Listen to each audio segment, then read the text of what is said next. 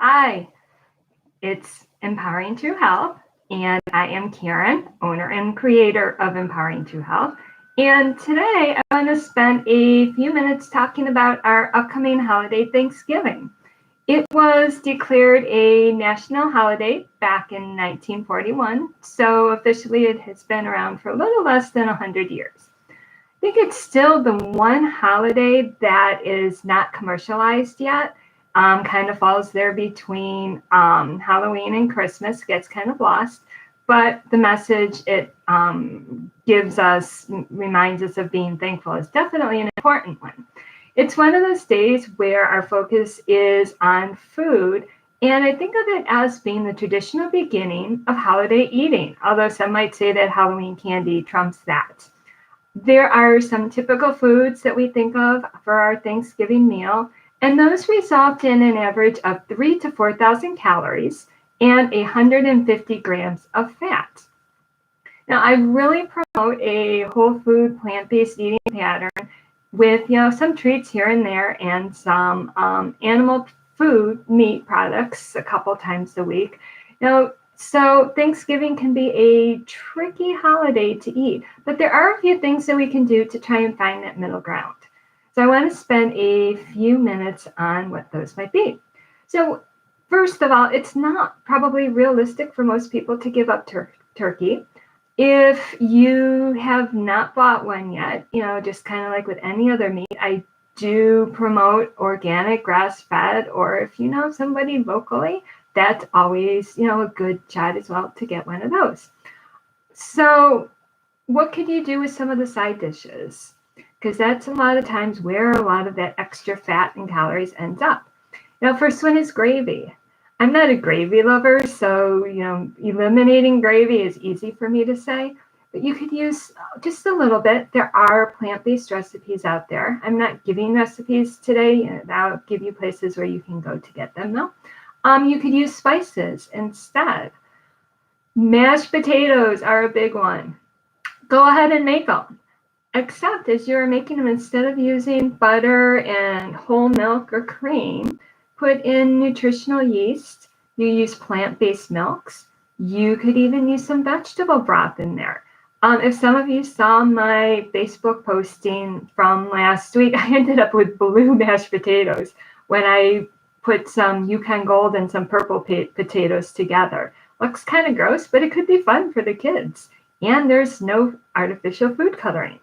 And then, if you don't want gravy on the mashed potatoes, again, add some spices into it, garlic or chive, whatever you like. Sweet potatoes are another big one. So go ahead and bake them. You could bake them with apples or add a little bit of cinnamon, a little maple syrup or a little brown sugar. Not much, but a little bit makes some taste to it as well. Green beans, there's that traditional green bean casserole. Instead, just bake them or cook them. And then add some spices. Some of the olive oil specialty stores that pop up in towns also have balsamic vinaigrettes, and they have different flavors in there. That might be something you could put only on the green beans, but use on salads and stuff as well. Acorn squash is another one. Bake it, add some apple slices or carrots in it. You could even put rice in it to make it more of a casserole. And then that lettuce salad, instead of a regular dressing, I mentioned the balsamic vinaigrettes. You could use those. Put whatever you want on it. Some fruit, dried fruit, vegetables. I just would stay away from that bacon and some of the cheeses, and you've got yourself a good salad. And of course, there's fruit.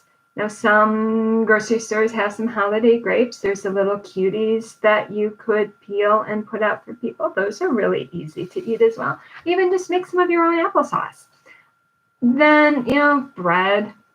I didn't mention stuffing. Again, that's probably something you can make using some whole grain bread if you make it from scratch. And then if you just want bread as a part of your meal, again, some whole grain rolls.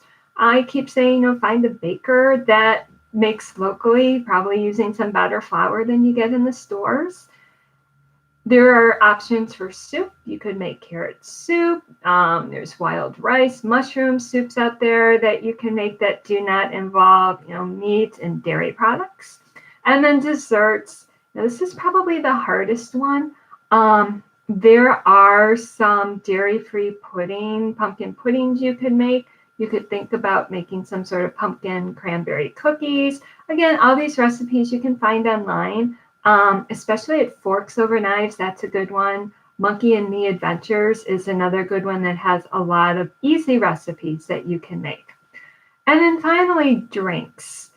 Drinks have a lot of hidden calories in them. No, but go ahead, have that one glass of wine, one glass of beer, but just don't overdo it. Consider having tea. If you can find some flavored teas, loose leaf teas, there's one that's out there that has become a favorite of mine. It's cinnamon orange spice. That sounds and tastes really good for the holidays. Coffee, warm cider with, some cinnamon sticks in it, something like that. The cider's got calories and stuff in it, but it's Thanksgiving. So anyways, I hope just like any other day, you are motivated to be good to your body.